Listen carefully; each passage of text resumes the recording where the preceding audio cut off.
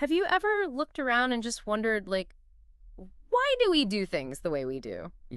Like, why are some cultures so different?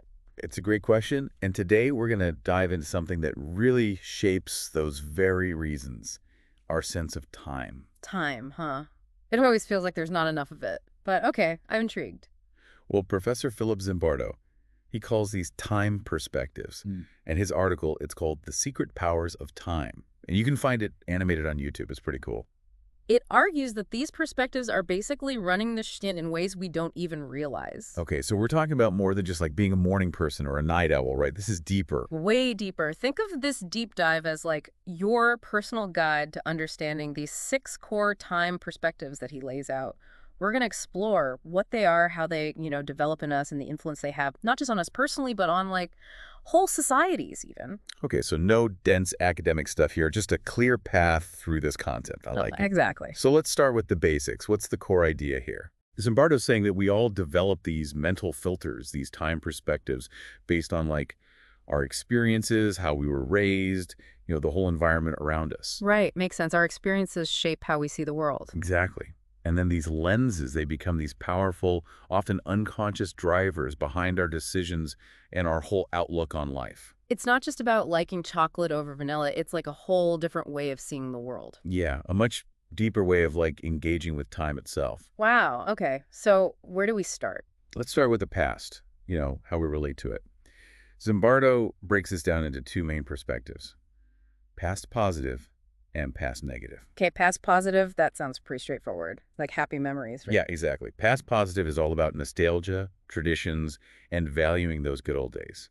People who lean this way, they really cherish family history, heritage, learning from the past. Or like drawing strength from all those positive memories, right? Right. And what's interesting is this orientation tends to correlate with higher empathy and even self-esteem, like drawing strength from that positive history, personal and collective. Makes sense. If your mental landscape is full of good memories, it probably builds a more secure foundation. Absolutely. Now, what about the flip side? Past negative. That sounds, well, a bit heavier. Yeah, it can be. Mm-hmm. It's characterized by a focus on regrets, past traumas, those missed opportunities that just keep swirling around in your mind. Ugh. Yeah, we all have those. But I guess it's about how much they dominate your thinking, right? Right. And when it becomes the dominant way you relate to the past, it can lead to anxiety, depression, even bitterness. So it's like getting stuck in those negative loops. Yeah. And often this perspective, it can be linked back to difficult experiences early in life, maybe where emotional needs weren't met. So someone who's always bringing up past failures or injustices, they might be stuck in that past negative perspective. Exactly. It's fascinating how different people can experience the same past in such different ways. It really is. Have you ever noticed that in yourself? Or maybe in someone you know? That tendency to lean one way or the other with the past. Yeah, I think we all have our leanings for sure. It's definitely something to think about. Okay, so we've talked about the past. What about how we experience the present moment? Right. So Zimbardo talks about 2 present-oriented perspectives, present-hedonistic and present-fatalistic. Okay, present hedonistic. That sounds like living for the moment, right? Pleasure seeking. You got it. It's all about seeking pleasure, being spontaneous, truly embracing the now. Those with this perspective, they tend to be more open to new experiences, maybe more creative, willing to take risks. Sounds fun, actually. But maybe a little risky too, right? Well, yeah, it can be associated with impulsive behavior, even addiction in some cases. So there's a balance to strike there, I guess. Definitely. You often see this more in youth cultures or in environments where the future feels uncertain or unstable. Makes sense. If you don't know what tomorrow holds, might as well enjoy today. Exactly. It's about seizing the day. Now, what about present-fatalistic? That sounds way less fun. Yeah, this one's a bit more somber. Present-fatalistic is rooted in this belief that life is basically controlled by fate, forces outside our control.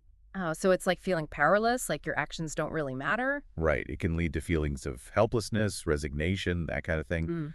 Sadly, it often emerges in places with poverty, violence, political instability, where people genuinely feel they have little control over their lives. Yeah, I can see how those circumstances would shape that worldview. Imagine living in a war-torn country, feeling like whatever happens is just meant to be. It's powerful. It makes you think about how much our environment influences how we even perceive time, Absolutely. Okay, so we've covered the past and the present. What about the future? How does Zimbardo break that down? For the future, we have future-oriented and transcendental future. Future-oriented, that seems like the one we hear about most, like goal setting, planning ahead, all that. You're right, it's very common in modern society. This perspective puts a premium on planning, long-term goals, delayed gratification, organizing your life around those future outcomes. So the people making those detailed 5-year plans. Exactly, and you see it a lot in folks who succeed in academia or structured careers. They're driven by those milestones. Always thinking about the next step. But I guess that can be stressful too, right? It can be. A super strong future orientation might lead to stress, overworking, maybe neglecting relationships or well-being in pursuit of those goals. It's a constant balancing act. So it's about finding that balance between working towards the future and enjoying the present. Precisely. Now, what about this transcendental future? That one sounds a bit more, I don't know, spiritual. Yeah, you could say that. It centers on a belief in life after death or some kind of spiritual continuation beyond our physical existence. Okay, so it's looking beyond our earthly life. Exactly. And this is a common view in religious or spiritual communities. And it often encourages moral behavior in this life, provides a sense of hope and meaning that extends beyond the material world. It's like having a bigger framework to understand life's purpose. That's a good way to put it. Wow, okay. So we've got these 6 perspectives, 6 different ways of looking at time. It's already giving me a new way to think about myself and the people around me. And the cool thing is, Zimbardo doesn't stop there. He also takes these individual perspectives and looks at how they play out on a larger scale, like on a societal level. Right, so how does that work? Does he say certain cultures are dominated by certain time perspectives?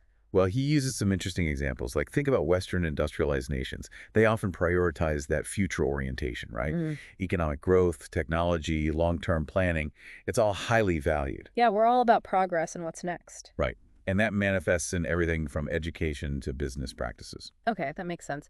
What about cultures that are less, well, future obsessed? He contrasts that with cultures that might be more focused on the past, particularly those with strong community bonds or a deep connection to tradition. They might have a stronger past-positive orientation where respect for elders and ancestral wisdom is really important. So like honoring the past as a guide for the present. Exactly.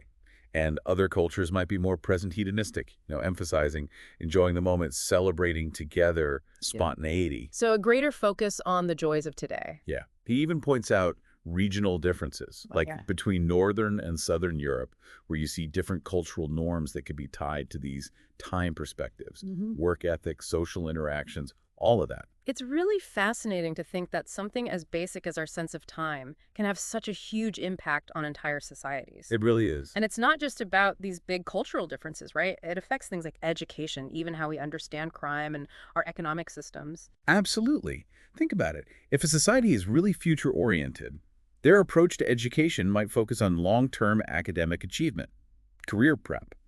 But a society that's more present-oriented might focus on more immediate practical skills, hands-on learning. So, like tailoring the education to the dominant time perspective. Right. And when it comes to crime, could it be that in some cases, a strong present-fatalistic outlook, where people feel they have limited future prospects, might play a role? That's a really interesting point. It's like, if you feel like you have no future, why bother following the rules? Exactly.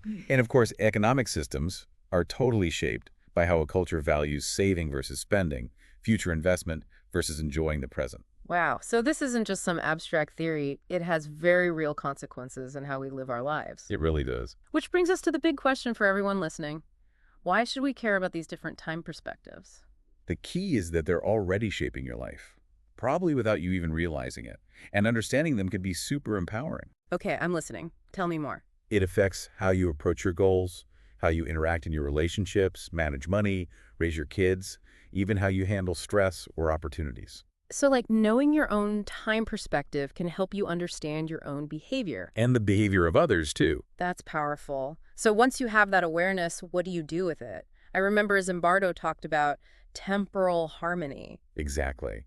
It suggests that the best, most fulfilling lives aren't dominated by just one time perspective. It's about integrating all of them in a balanced way. So it's not about ditching one perspective entirely, but finding a healthy balance. You got it. It's about learning from the past, enjoying the present, and planning for the future. Research shows that people who achieve this balance tend to be more successful, more resilient, and happier overall. So it's finding that sweet spot where all the perspectives work together. Didn't he have a cool analogy for this? Something about driving a car? Yeah, he compared it to driving with three controls, one for the past, one for the present, and one for the future. He said a lot of us tend to oversteer with one of these, maybe dwelling on past regrets or worrying about the future, neglecting the present moment. So some of us are stuck hitting the gas on one control while the others are ignored. Right. But those who are really skilled, those with that temporal harmony, they can use all three controls smoothly, intentionally, navigating life with more, well, mastery. I love that analogy. It really makes you think about which control you might be overusing in your own life. It does, doesn't it? So as we wrap up this deep dive, what's the most important thing you want listeners to take away from Zimbardo's work on time perspectives? That our perception of time isn't just some background noise. It's this powerful force that shapes our experiences, relationships, even our cultures. Understanding these different ways of relating to time gives us a whole new way to understand ourselves and the world. It's like a new lens to view everything through. And to recap those 6 perspectives, just so everyone remembers: past positive, past negative, present hedonistic, present fatalistic, future oriented, and transcendental future. 6 distinct ways of engaging with time. 6 paths we can choose from. Or maybe a mix of all of them. Exactly. And as you consider these different lenses, here's a final thought. What's one small change you could make to your own time perspective? Maybe appreciating past positives more, engaging more in the present, or even reevaluating your future goals. Could that bring you closer to that temporal harmony and a more fulfilling life? That's a great question to think about. And for those who want to learn more and see these concepts visually, definitely check out Professor Zimbardo's animated article, The Secret Powers of Time, on YouTube. It's a really fun and accessible way to dive deeper. It's a great resource. Thanks for joining us for this deep dive. It's definitely given me a lot to think about. Me too. It's always fascinating to explore these different ways of seeing time. Absolutely. Until next time, everyone, keep exploring.